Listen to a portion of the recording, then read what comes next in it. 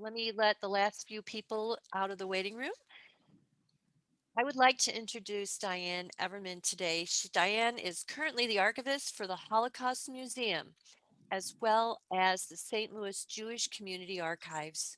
She earned her BA and MA in history from Oklahoma State University and her PhD in history from the University of Maryland, College Park. She has served as archivist for several projects, including the Richard Gephardt Congressional Papers at the Missouri Historical Society, and established archives for the Federal Reserve Bank of St. Louis and the Taylor Family Enterprise Holdings Incorporated, a position she still holds. Dr. Everman also does classical archaeology, currently working on projects in the northern Negev in Israel, as well as survey project in Pompeii. Please welcome Diane today. Good morning, everyone. I am in that gigantic room, what we call the logo room at the Federation, because of being in our temporary location. So I feel like I'm a little tiny ant on your screen, but I can see you all just fine. This morning, my presentation is about something that someone mentioned to me several years ago, and it got me wondering, really, there was a Bund camp in St. Louis? So I started looking at some of our other material and doing some other research, and this is the culmination of that. By no means is it the last word on it, because we have a lot of information about all of this. So because my presentation last time and I got very chatty, and I ran out of time to cover everything I wanted to cover. This time I've written things out, so please bear with me. I'm going to actually read it so that I have time to throw in all of those asides, and we can have time for lots of questions at the end. And Judith has graciously agreed to be my slide person. That shows you how old I really am, calling it all a slide instead of a PowerPoint. So I'm just going to periodically say next, and she's going to give you the next image on the screen. So here we go. Right in our own backyard, a Nazi Bund camp on the Merrimack River. There we go. According to witnesses, the fire started before midnight. Elmer Lund, awakened by a neighbor, went to the scene soon after the flames erupted. The fire seemed to be concentrated, he said, at first in the upper part of the small box-like crib extending from the floor of the clubhouse, which is up on 8-foot stilts downward to the ground. The blaze spread quickly. Next. Mrs. Oscar Weiss, whose husband operated the nearby grocery, said she had seen no one at the clubhouse since around midnight Monday, a day before the fire, when a group of men dropped the keys of the clubhouse into the box outside the grocery. Many in the area said they heard explosions during the blaze. When the Melville Volunteer Fire Department arrived at the scene, the clubhouse was completely engulfed in flames. All they could do was watch it burn and keep it from spreading. Next. When the flames finally died down, Fire Chief Robert J. Manley told the press they found window screens 50 feet from the building, and among the ashes, a 50-gallon steel drum that was still burning. The national press quickly hinted that the fire might have been set intentionally. Next.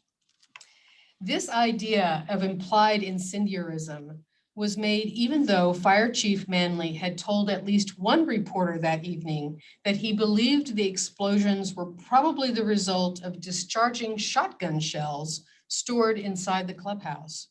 And as far as the burning steel drum, well, that had probably been there for some time. The German-American Bund, or one of its predecessor groups, like the Friends of New Germany, had made the press locally and nationally for years before this event. It had also caught the attention of counter organizations, the US Congress, the FBI, and, of course, the Jewish community. In fact, the day after running the story about the fire in early September of 1939, the St. Louis Post-Dispatch printed a simple statement in the paper that read only, "That clubhouse of the German-American Bund on the Merrimack might as well have been on the Vistula." Next. What we now call German cultural activity gatherings were frequent and natural in Depression-era St. Louis, an area with a significant German pop presence from the 1830s forward. Plans for the local German house at Lafayette and Jefferson, which you see here, began in 1927, and the building opened with a multi-day celebration in 1929. Meant for use by the entire and very large German-American community, by 1933, the Bund dominated the use and the leadership of the facility.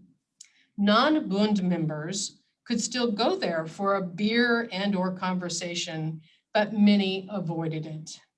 That is until 1936, when local Volksbund leaders began planning for a national Bund convention to be held there the next year. Next.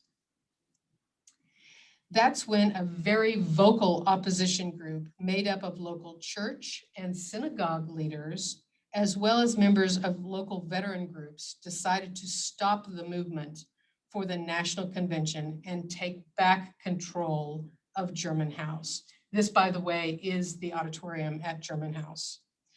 The Bund also tried to acquire the use of a building in Oakville in which to hold the convention, but pressure on the owners of that location soon ended any attempt to hold the national convention.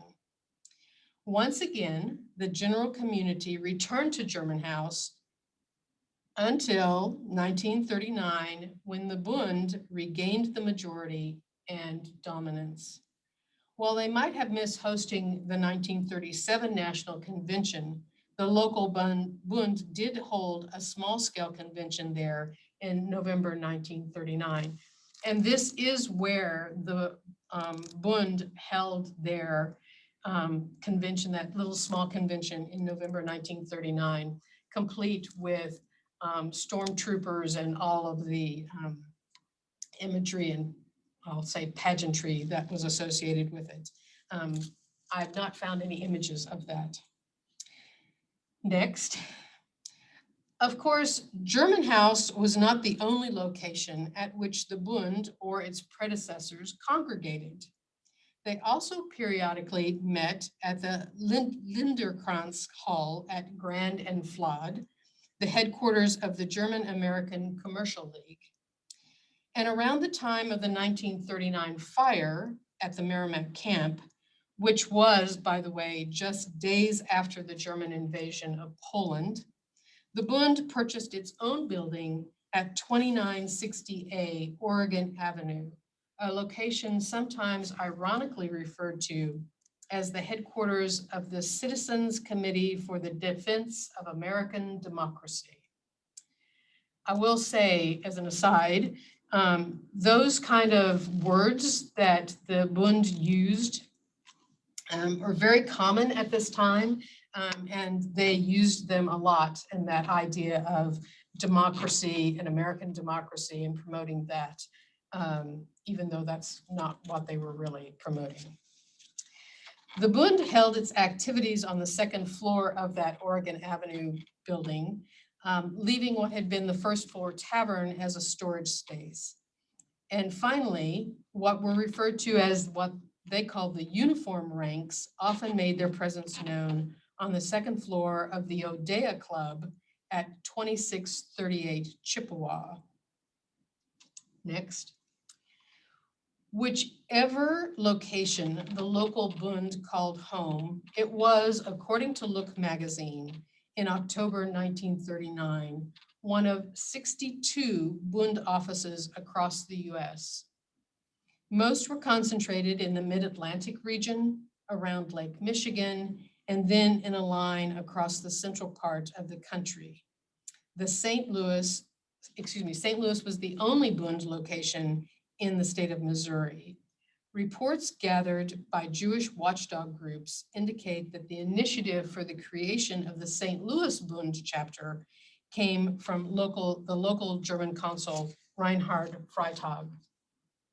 So you can see this is that Look magazine map that they produced, and you can see that concentration up around New York, New Jersey, Eastern Pennsylvania. Then there is a larger group around Lake Michigan, a few other dots, and then they sort of glide across the country, the northern half of the country, with a few in Washington and Oregon, and then just a little scatter along the coast of California over there. The genesis of a camp along the Merrimack came into being in 1937 when Herman and Dorothy Schottel sold their 1-acre property to Alfred and Louise Graff and Anton and Marie Kessler for $2,000. Next. Located on lots 3 through 5, block 3 in Gast's Merrimack View, about a half mile from the river and just east of Lemay Ferry Road. It was part of a group of summer homes and clubs along that stretch of the river. In time, the camp, called Deutsch Horst, consisted of the main building of 2 stories. You're seeing part of it here. White with green trim, perched atop those 8-foot stilts, and a few small scattered wooden structures.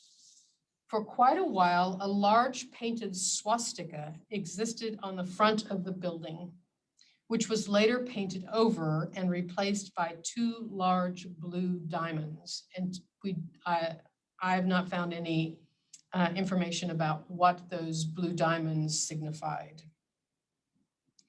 It was believed that in addition to providing a waterfront view, the location on the river gave members easy access to and quick egress from the site. Access to the camp was restricted, and the few reporters allowed on site generally had access only to the grounds. Next. They reported that it looked much like other camps along the river, with people exercising, gossiping, and playing cards, drinking beer, and eating bratwursts. Being an Oklahoman, I didn't know that a lot of people were eating bratwursts at that time, but apparently they were. Except at this particular camp, most would only speak German. And as one reporter noted, rarely had there been a group more self-conscious and apologetic about what it believes and more confused about what its principles are.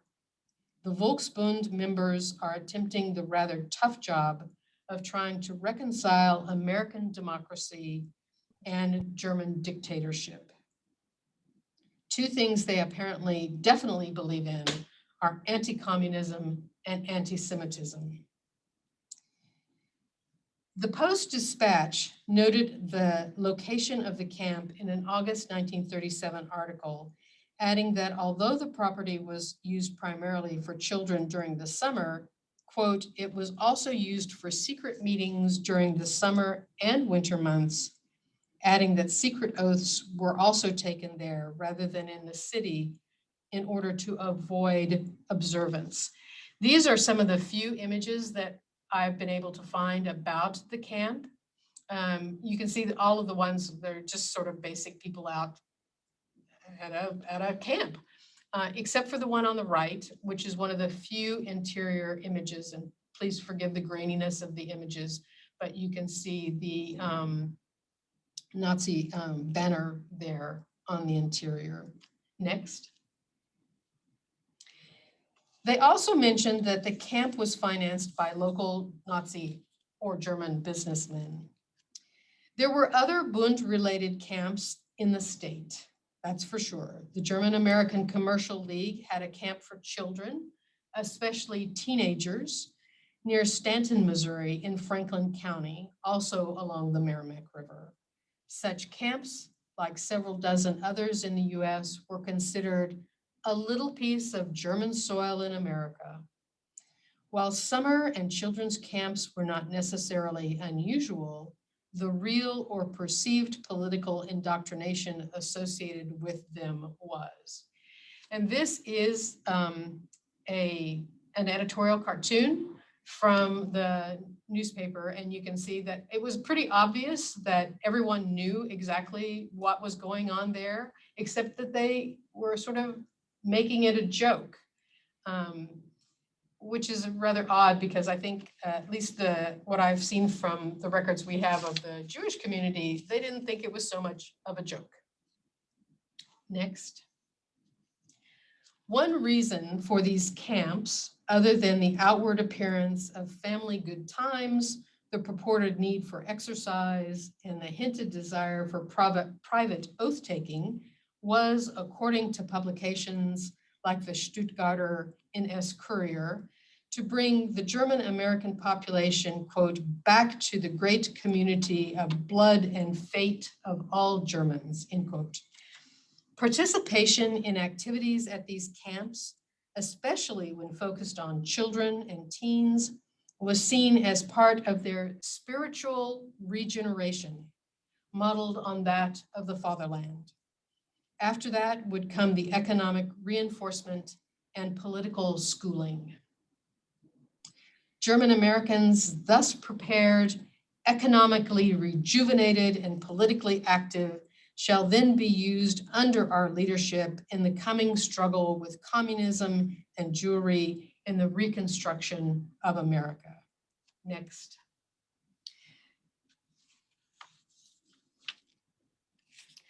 The Bund's public and sometimes private statements and actions arouse strong feelings for and against them.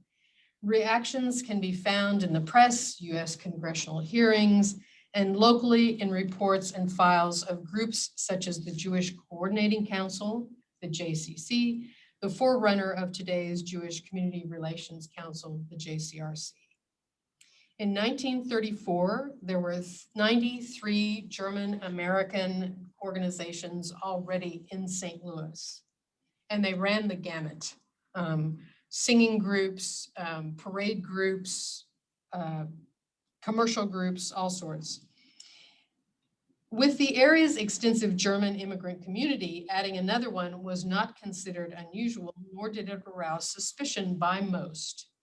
Even openly made statements from National Bund leader Fritz Kuhn that they were fighting communism and Jews didn't produce much reaction, except within certain groups such as the St. Louis Jewish community. Next. In 1937, Anton Kessler, head of the local Bund stormtroopers, told the Modern View that the Bund was fighting against the Jewish-led boycott of German-made and imported items, which they considered un-American.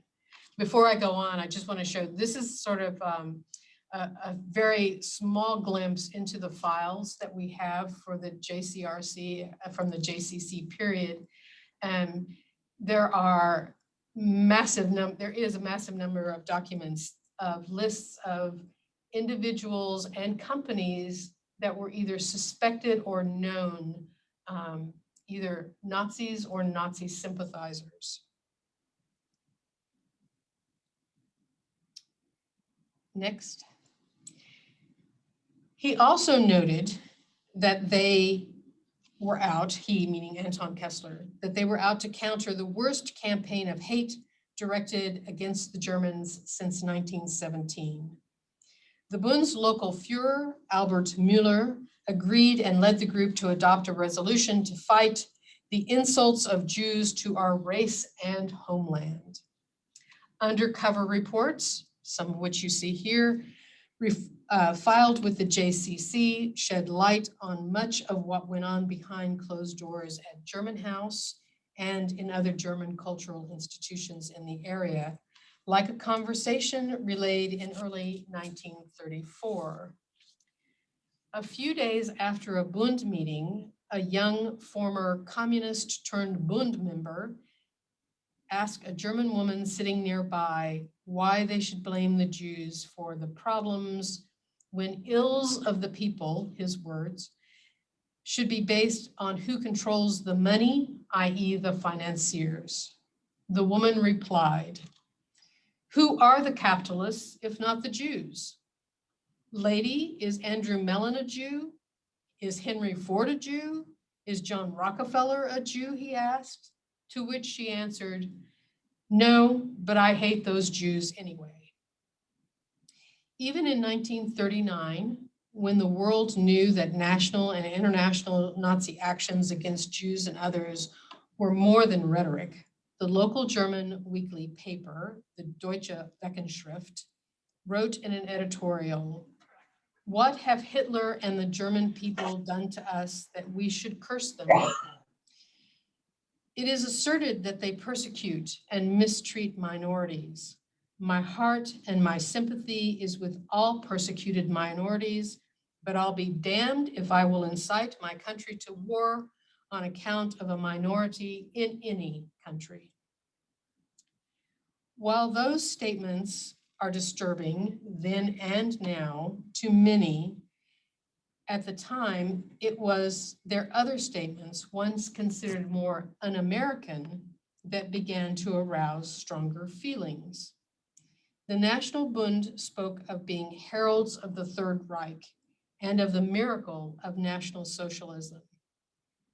Hitler even stated in the German American Service publication that what National Socialism has done for Germany, it must do for America. Ernst Wilhelm Bohl, the head of the Foreign Division of the NSDAP, proclaimed as early as 1934 that loyalty, discipline, and blind obedience are the foundation pillars of the National Socialist movement. Next. But it was surely the overt, public actions of the Bund and its members that caught people's attention the most, although again, with mixed reactions. Covered by the local press, as well as in national publications like Today and Look magazines throughout the 1930s, and nationally known newspapers like the Chicago Daily Times, these overtly Nazi demonstrations probably did more harm than good to the Bund. This image is actually from a Bund rally that was held, and I believe this is in New York. And on the surface, it looks very American patriotic. You've got George Washington, you've got the American flags. But if you looked closely, and you can look onto the stage, if you can peer in, those are actually Nazi stormtroopers. And on the left side of the screen, they're all holding American flags, while on the right side of the screen or on the stage, they're actually holding banners with swastika. And periodically throughout the crowd, you see men standing in various places, especially in the aisles and along the sides.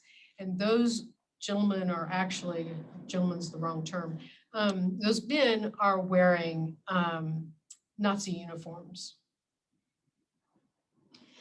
A small red card, yes, I believe it was, Madison Square Garden.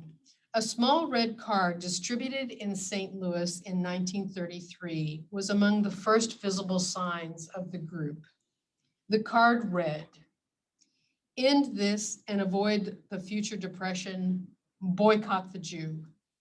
Help patriotic Americans recapture the USA, boycott the Jew." Produced in Chicago, but distributed in St. Louis, the local group decided to produce its own sticker, found pasted around the city, especially at Grand and Arsenal. It read, "Who is responsible for the depression? The Jewish banker. Who lets Gentile workers starve? The Jewish industrialist. Who pays starvation wages? The Jewish sweatshop owner. Don't expect relief? Too many Jews in the government, drive them out." Although quite disturbing to the Jewish community, Strangely enough, these didn't bring much reaction by the rest of the population at the time. Next. When the Sangerfest hung the Nazi flag from the German ambassador's box at the arena, in which sat the German consul Freitag and Mayor Dickmann, it got only a small, almost offhand mention in the paper.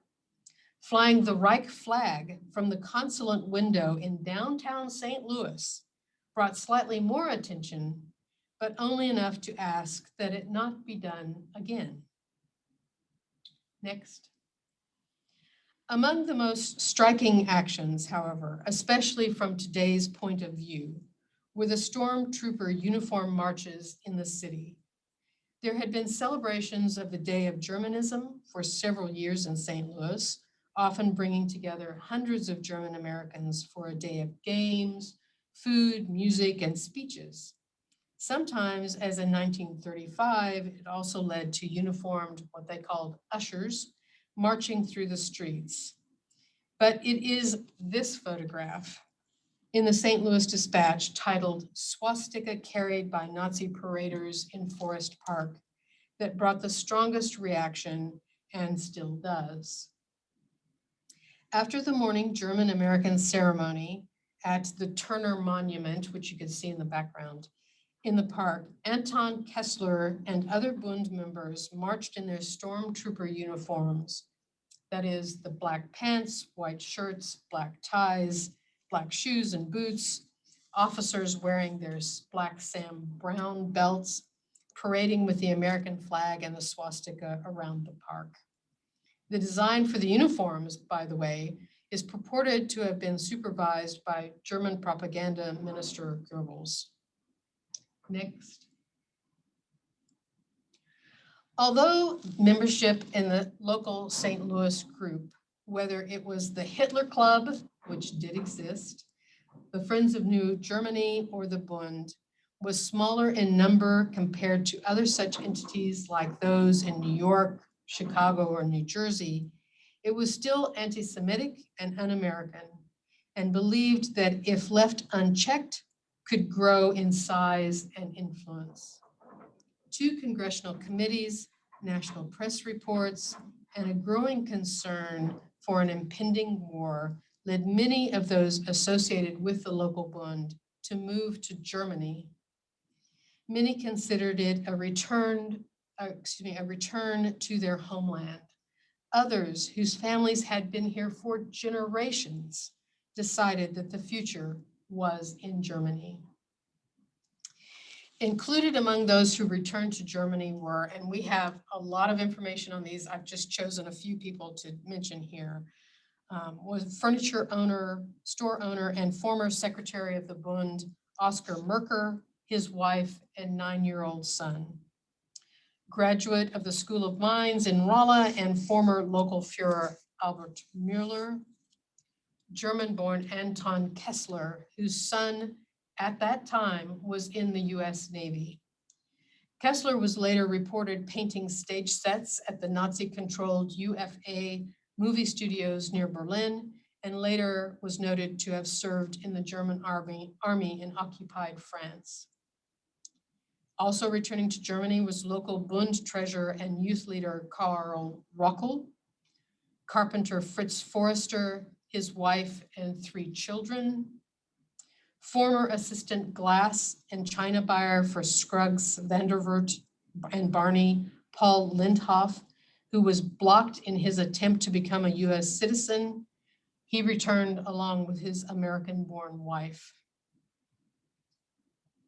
St. Louis Bund's original leader, Rudolf Ernst, former owner of the Black Forest on Gravelway Avenue, Peter Heiming, and former communist turned Bund member, Helmut Hüss.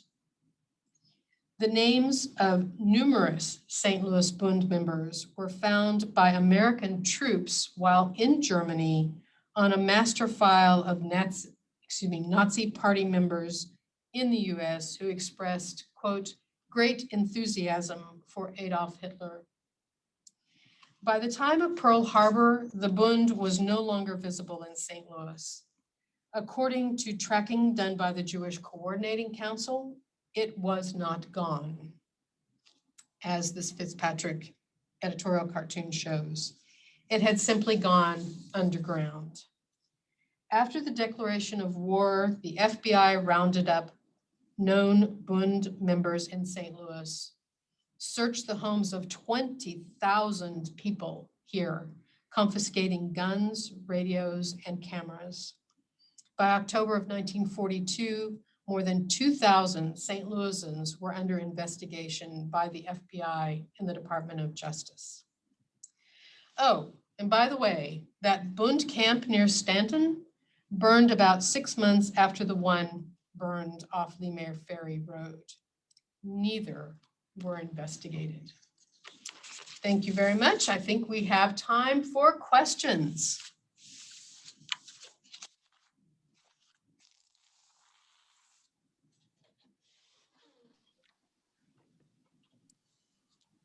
So we can either chat. There's a question from Kent. Any evidence that large St. Louis German-owned businesses financially of politically supported the Bund may be Anheuser-Busch?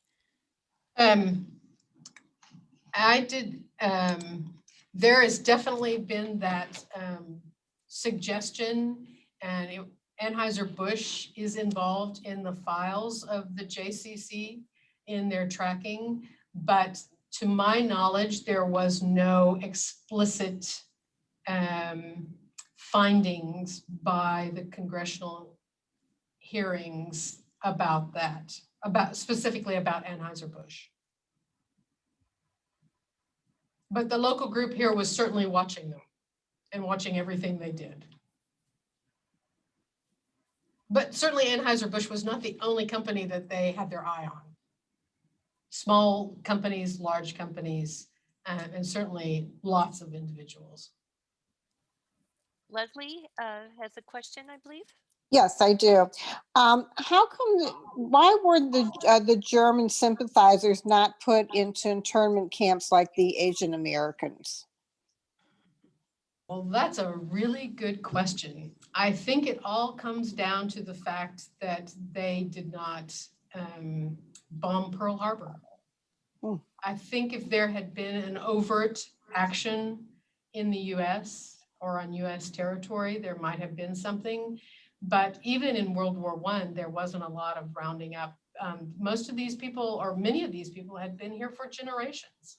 That it was very hard to discern, even though, as you saw from those images, that there were a lot of German Americans who were expressing support for the Nazi regime, the Third Reich.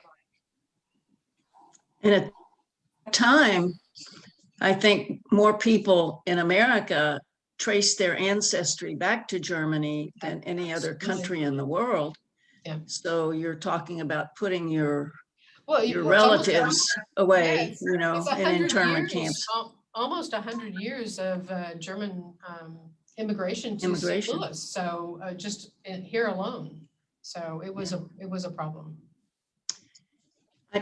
I noticed in that list of members or names of maybe supporters that you showed some names. I did see Fred Anheuser in that list, and I'm wondering if it's the same Fred Anheuser who was the last Anheuser to work at the brewery and whose mansion is in Kimmswick. I can't answer that definitively. It would be a logical assumption on our part that it is. And certainly those are just the lists. What they did is that they sent out investigators to hang around, to ask questions, to talk to neighbors, to talk to other people about all of this. So what the JCC, at least what we can see from their files, is that between the actual informants who infiltrated these groups, the investigators for the JCC took these things very seriously, but they investigated. They didn't just jump to conclusions that just because somebody said, oh, I think my neighbor's a Nazi, they didn't just jump to conclusions. They actually investigated these things. And I will say that I doubt seriously if I have all of those files. I have a feeling I have a lot of those files, but I would think that some of them did not make it into their archival collection, but they are a fascinating glimpse. Mort, did you have a question? Yes, I do. Is there some place where one can uh, uh, find if a certain name was on a list of Bund members? In 1944, my next door neighbor, who had done all sorts of anti-Semitic things before we moved in, trying to block our moving into the house on University Drive, told if my friend and I, after he caught us letting air out of his daughter's tires, we were going to be the first two he sent to the camps when they took over. Whoa. Well, they're not, the files that we have are not online by any means, but Mort, if you want to send me a note, I'll certainly check the list for you to see if that person's Okay. on it. And again, I will say that, those names are people who were suspected. They're not necessarily the ones that were later investigated by the FBI. Those files are not mine, so I can't actually verify that. But if you've got 20,000 people having their homes raided and others who were actually investigated by the DOJ and the FBI, there's a pretty high possibility. So Mort, send me a note. Yeah, he did buy a dachshund during World War II and name it Fritz. So Diane, there's a question in the chat box. Then there's a couple other questions, but Jordan asks, what became of Anton Kessler, and any idea if he was related to Jason Kessler, who led the rally at Charlottesville? Could it be a total coincidence? I would say it's probably a coincidence. The last information that I've been able to track down for Kessler, because he was the most vocal of the members here and sort of their public face of the Bund, was that serving in France, in the Nazi-occupied France. But I have not found anything that shows whether or not he was killed or caught by the Americans or anything like that. So I can't answer exactly what happened to him. Harvey Schneider, do you have a question? Yes. Were there any local politicians that supported the Bund during the 30s?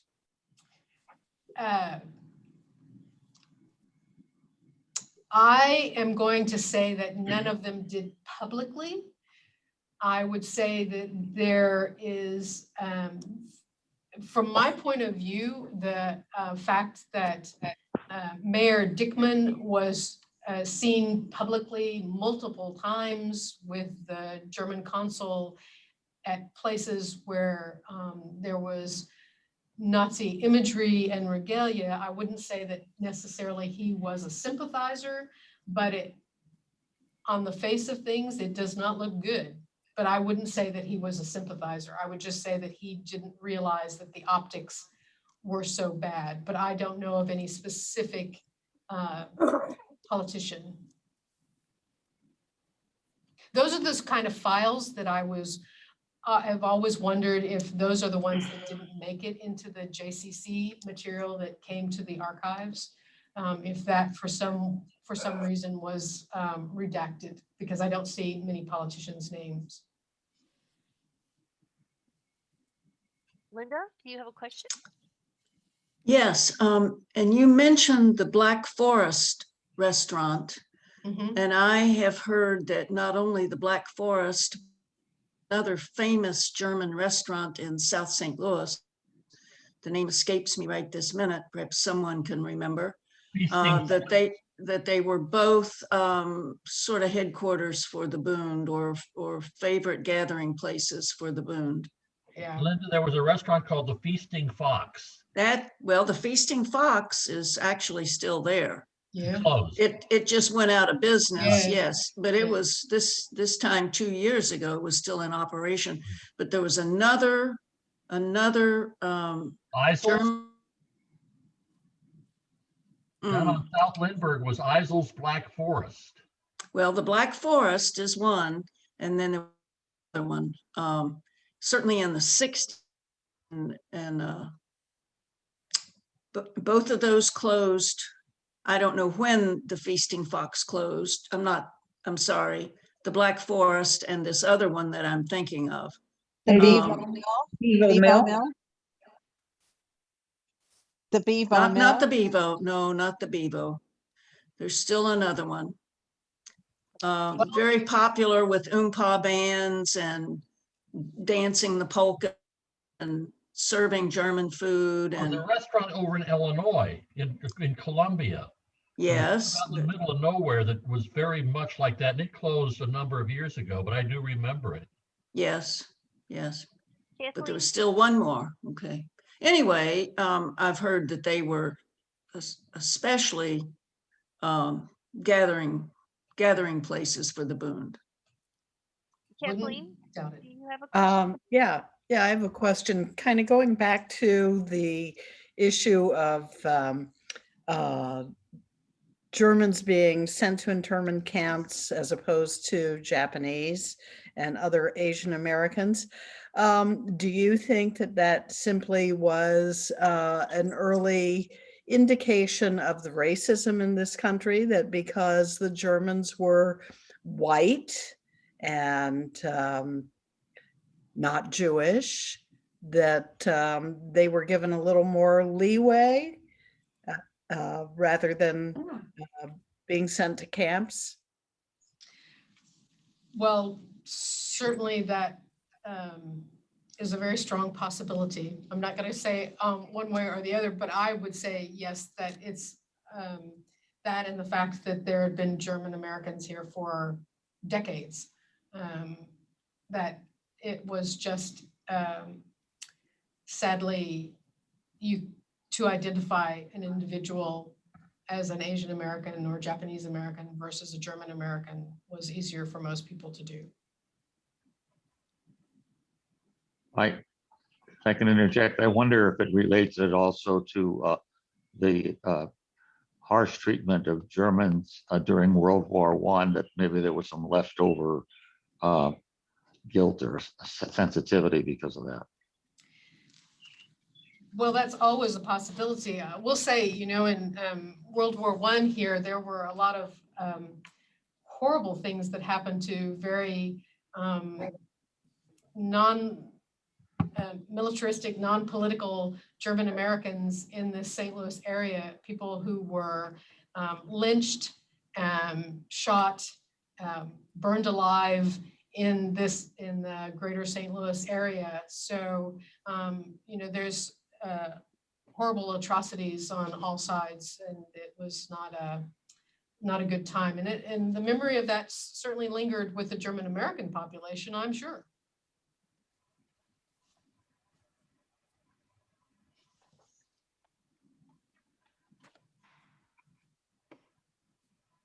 Do we have some more questions?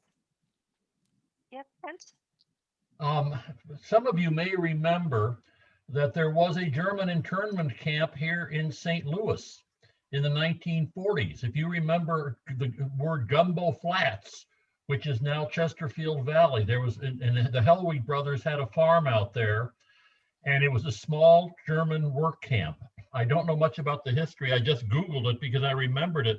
But if you Google Chesterfield Valley internment camp, you will find out the history of that space. As I said, I remember the Hellwig brothers, because in the 70s they were still active out there, and you could go out and buy their produce. But there was a small internment camp out in what was called then Gumbo Flats. Mm-hmm. There was also a camp at Waterloo. There were also German POWs at Fort Leonard Wood. They were all over the place, and they were treated very well, so much so that many of them did not want to go home after the war. They stayed in the area. If I may read for a moment after what I just pulled up, we're talking about 2 Germans were among 420,000 German and Italian POWs who spent part of World War II under guard in the US. About 15,000 of them were sent to 30 camps scattered across Missouri. Hmm.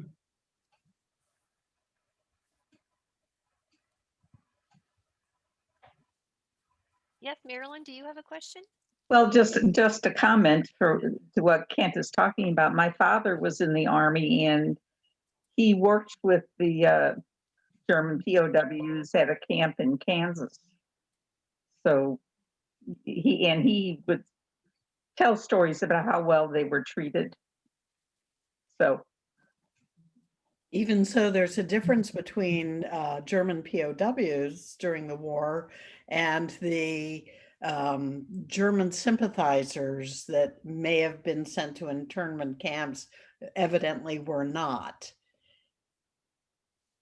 So I think the camps that are being talked about right now, I don't know for sure. I haven't done the research, but from what I'm hearing from people who have, it sounds like they were primarily prisoner of war camps. Do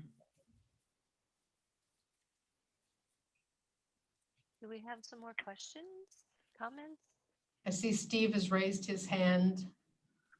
Yes, I donate money to the Southern Poverty Law Center, and every once in a while, their annual or semi-annual reports list all of the hate camps around the country.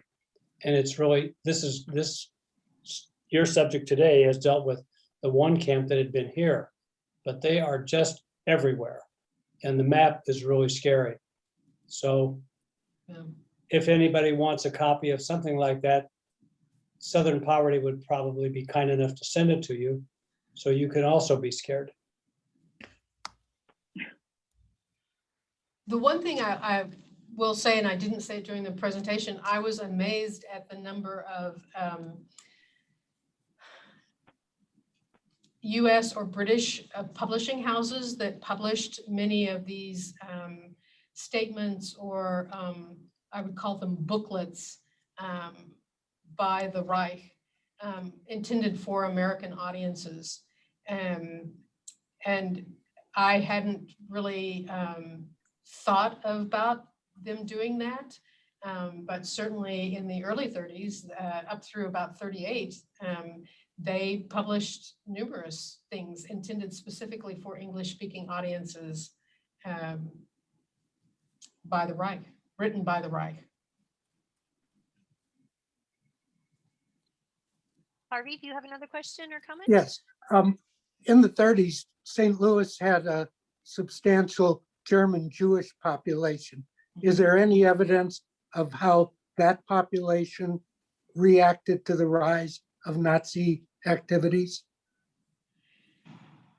Well, I think certainly the fact that the JCC invested so heavily in everything, and then if you realize that the creation of the JCRC was the pulling together of numerous other groups of the different disparate groups of the Jewish community here, whether it was German Jews or not, by 41, that was certainly their motivation, that they certainly saw this as a threat, and a very, to them, not so veiled threat that they needed to keep track of. I mentioned this idea of people infiltrating these organizations probably, I don't know, 5 years ago or so on a different presentation that I did. And a gentleman in the audience flagged me down afterwards and said, I was one of those informants, that he was a member of the German Jewish community, and he did it. He volunteered to infiltrate so that he could feed the information back to the greater community so that actions could be taken against individuals and entities. And I wish at the time we had gotten to talk more, that we could have done an oral interview, we could have done all these things. And of course, those things, you know, time goes by and it never happened, but it would be fantastic. If anybody knows anybody who is one of those infiltrators, I'd love to chat with them. Sheldon, you have a Yes, question? I'm responding to Harvey Schneider's question about the German Jewish community. Rabbi Isserman, Oh, yeah. from Israel, made several trips to Germany in the 1930s and wrote a very powerful pamphlet that was circulated throughout Temple Israel in specific and the Jewish community in general. I have that pamphlet. And it's a powerful statement in terms of insight, in terms of what Rabbi Isserman saw and knew was going to occur. So the German Jewish community, as well as the Jewish community in general, had good information in the 1930s as a result of Rabbi Isserman's efforts.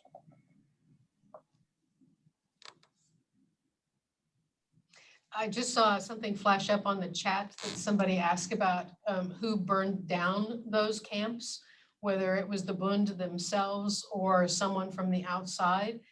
The press certainly at the time believed that it was outsiders that burned down the camps, both the one on the Merrimack that I started with and the one in Stanton. As I said, there was no investigation beyond the press nosing around. So to answer the question, we don't know whether they burned it down themselves intentionally or it was someone from the outside. It would be interesting to know, but I can't answer that. Thank you.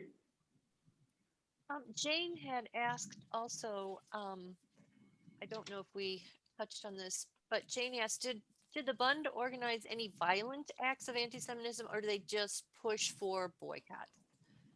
Yeah, it was no violence that I know of, other than I remember seeing somewhere in it, there were things that were sort of, you know, like Mort said, somebody saying something nasty to somebody, maybe pushing somebody on the street, that sort of thing. But it was usually in a more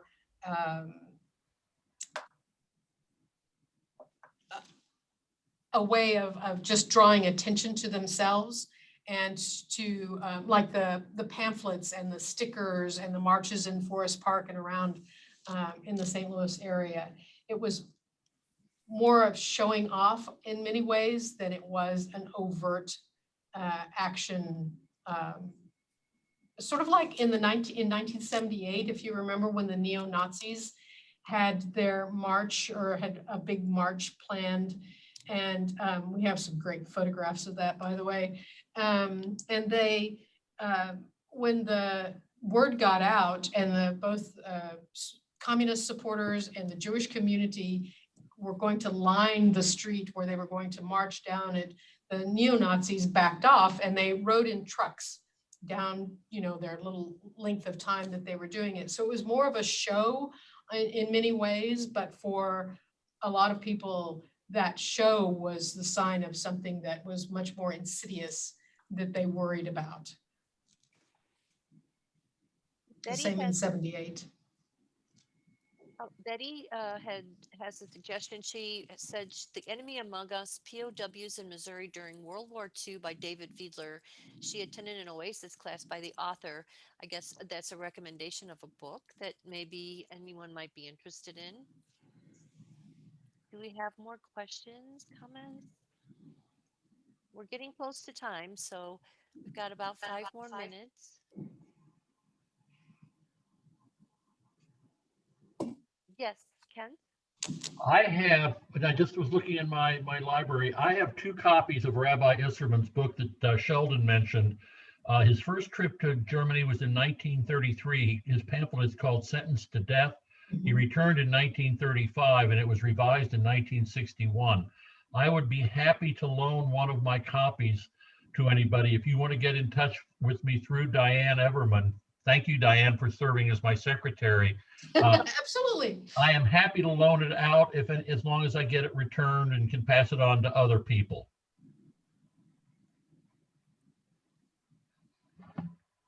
As I said, it's a small pamphlet. That's the size of it. Yeah, it's a very interesting read also. So it's basically,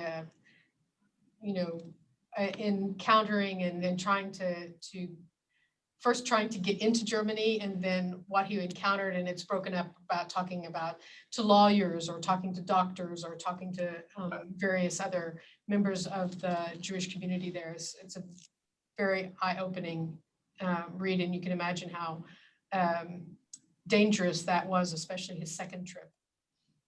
I thought the museum actually had a copy of that. Am I incorrect? We do. We have it. There was one on exhibition, and there are some in the archives.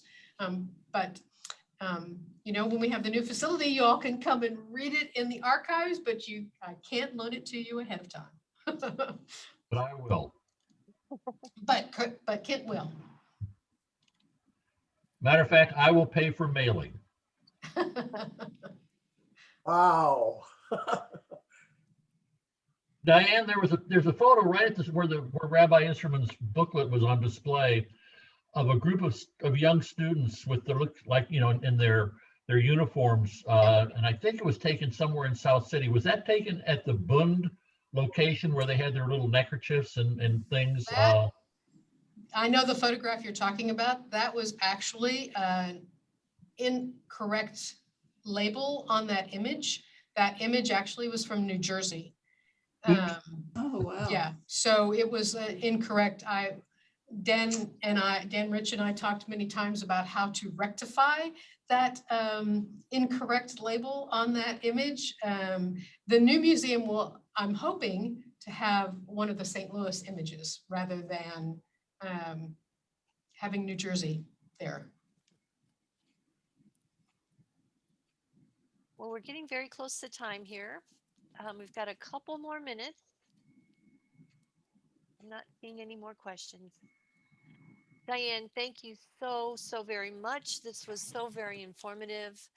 We really appreciate, and we're looking forward to when you can be back settled in your space again. So, Me too. thank you so much. We appreciate your presentation today. It was just very good. Thank you so much. Thank you everyone for being here today. Thank you. Thank you, Diane. Thanks, Wonderful. Diane. Thank you. Thanks, Thank Diane. you.